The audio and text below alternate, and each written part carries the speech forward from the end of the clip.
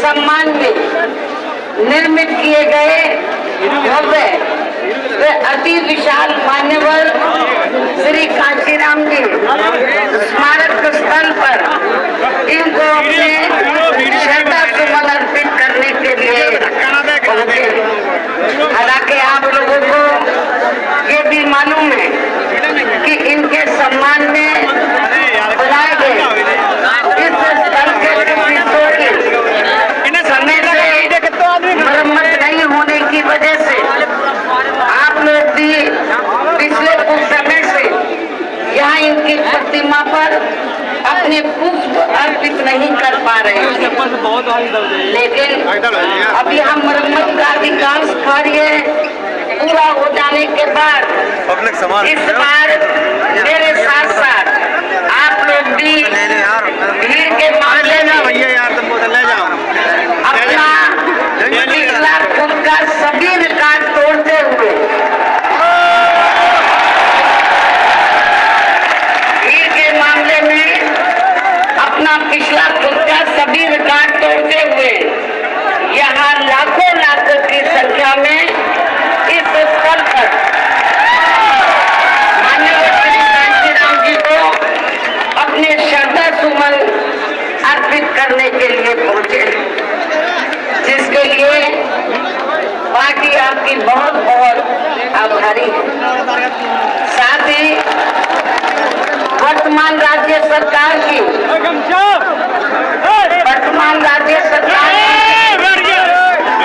बहुत बहुत आभारी है। और इसलिए आभारी है क्योंकि इस स्थल को देखने वाले लोगों के टिकटों का इकट्ठा हुआ पैसा पूर्व की रही सपा सरकार की तरह वर्तमान भाजपा की राज्य सरकार ने इसे दबाकर नहीं रखा है, बल्कि पार्टी के आग्रह करने पर इसकी मरम्मत करने पर पूरा खर्च किया है। इस संबंध में मैं आप लोगों को ये बताना चाहती हूँ, जब यूपी में हमारी सरकार थी और ये माननीय श्री कांचीराम जी के आदर सम्मान में ये जो विशाल स्मारक स्थल जब बनाया गया था, तो हमने उसी समय हमारी सरकार ने ये व्यवस्था की थी कि हम देखने वालों के लिए इस पर हम टिकट की व्यवस्था करेंगे और इसका जो पैसा आएगा टिकट का तो वो किसी और मत पर खर्च नहीं किया जाएगा, बल्कि जितने भी उत्तर प्रदेश की राजधानी लखनऊ में जो स्मारक बने हैं, पार्क बने हैं, तो उनके रख रखाव पर खर्च किया जाएगा। तो ये हमने व्यवस्था की थी। लेकिन दुख की बात ये है कि जब वर्तमान भाजपा की सरकार से पहले यहाँ सपा की सरकार थी, तो सपा की सरकार ने उस टिकट के पैसे को दबा कर रखा, एक पैसा खर्च नहीं किया इनके रख रखाव पर, और हालत बड़ी जर्जर हो गई थी स्थलों की। जैनी और भी स्थल थे, पार्क थे, उनकी हालत बड़ी खराब हो गई थी। तो तब मैंने उत्तर प्रदेश के मुख्यमंत्री जी को ये कहा, लिखित चिट्ठी के जरिए उनसे रिक्वेस्ट किया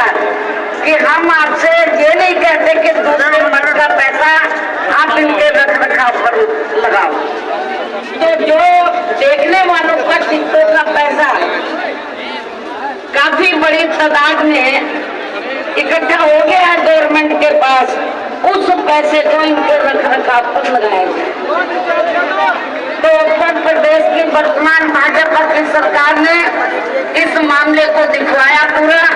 और उसके बाद उन्होंने हमें कमिट किया, प्रॉमिस किया कि हम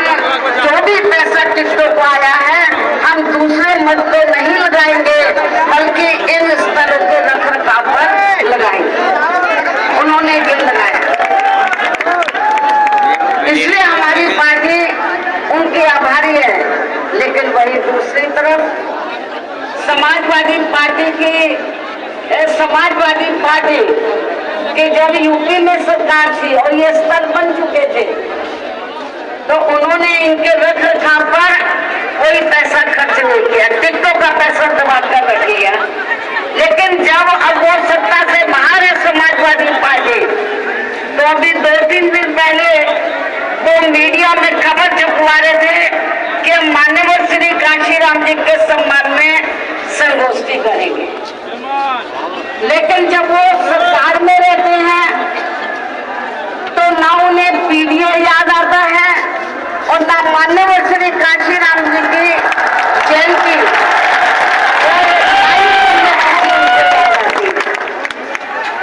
सरकार में रहकर।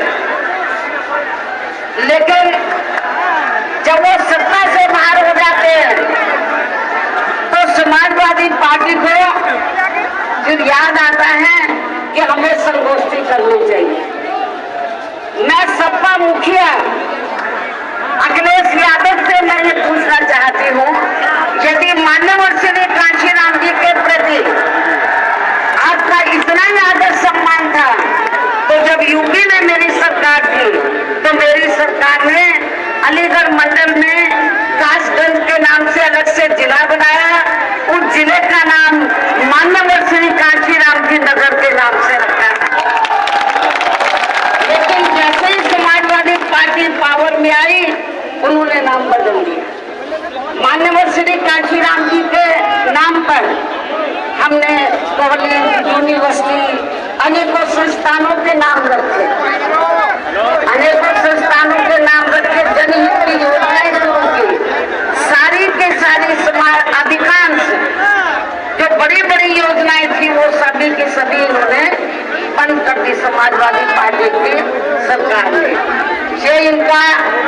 दोगला या दोहरा चरित्र नहीं है तो क्या है? जब ये सत्ता में रहते हैं ना इनको पीडीए याद आता है और ना पीडीए के जो संत गुरु और महापुरुष है वो भी याद नहीं आते हैं। जब ये सत्ता से बाहर हो जाते हैं तब इनको हमारे संत गुरु और महापुरुष याद आते हैं। तो ऐसे दोगले लोगों से आप लोगों को बहुत ही सावधान और हमने मान्यवर श्री कांशीराम जी जो पंजाब राज्य के एक मध्यम दलित परिवार से पैदा हुए हैं तो इनके बारे में मैं ये कहना चाहूंगी कि इन्होंने भारतीय संविधान के मूल निर्माता एवं दलितों व अन्य उपेक्षित वर्गों के मसीहा परम पूज्य बाबा साहब डॉक्टर भीमराव अंबेडकर की मूवमेंट से व इनके कड़े संघर्ष एवं अथक प्रयासों से देश के खासकर करोड़ों दलितों, आदिवासियों, पिछड़े वर्गों, मुस्लिम व अन्य धार्मिक अल्पसंख्यक समाज के भी हित में भारतीय संविधान में दिए गए कानूनी अधिकारों से प्रेरित होकर तथा उनके बताए हुए रास्तों पर चलकर फिर अपनी पूरी जिंदगी इनके अधूरे रहे कारवां को मंजिल तक पहुंचाने के लिए समर्पित की है। और इसके लिए उन्होंने यानी कि मान्यवर श्री कांशीराम जी ने अपने माँ बाप, भाई बहन, रिश्ते नाते व सरकारी नौकरी आदि सभी त्याग कर बाबा साहब डॉक्टर भीमराव अंबेडकर जी के उस अधूरे रहे कारवां को पूरा करने के लिए लगा दिया है जो बाबा साहब ने यहाँ देश के करोड़ों दलितों एवं अन्य उपेक्षित वर्गों के लोगों को ये कही थी कि मैंने बाबा साहब ने क्या कहा था कि मैंने अपने कड़े संघर्ष एवं अथक प्रयासों से इन वर्गों के लोगों को भारतीय संविधान के इन्हें स्वाभिमान के साथ जिंदगी व्यतीत करने व खुद अपने पैरों पर खड़े होने के लिए कानूनी अधिकार तो जरूर दिला दिए हैं, लेकिन उनका सही से पूरा लाभ लेने के लिए इन सभी वर्गों के अर्थात बहुजन समाज के लोगों को आपस में एकजुट होकर वह इन्हें अपने विशाल वोटों के जरिए या केंद्र एवं राज्यों की भी राजनीतिक सत्ता की मास्टर चाबी खुद अपने हाथों में लेनी होगी। ये परम पूज्य बाबा साहब डॉक्टर अम्बेडकर ने कहा था। तभी फिर इनका वास्तव में सही से विकास के उत्थान आदि हो सकता है और तभी फिर ये लोग स्वाभिमान के साथ अपनी पूरी जिंदगी व्यतीत कर सकते हैं। क्योंकि इस मामले में बाबा साहब डॉक्टर भीमराव अम्बेडकर जी का ये कहना था कि देश में राजनीतिक सत्ता एक ऐसी मास्टर चाबी है जिसके जरिए इन वर्गों के लोग अपनी सभी समस्याओं का समाधान खुद कर सकते हैं। साथ ही ये लोग भी यहाँ अन्य वर्गों की तरह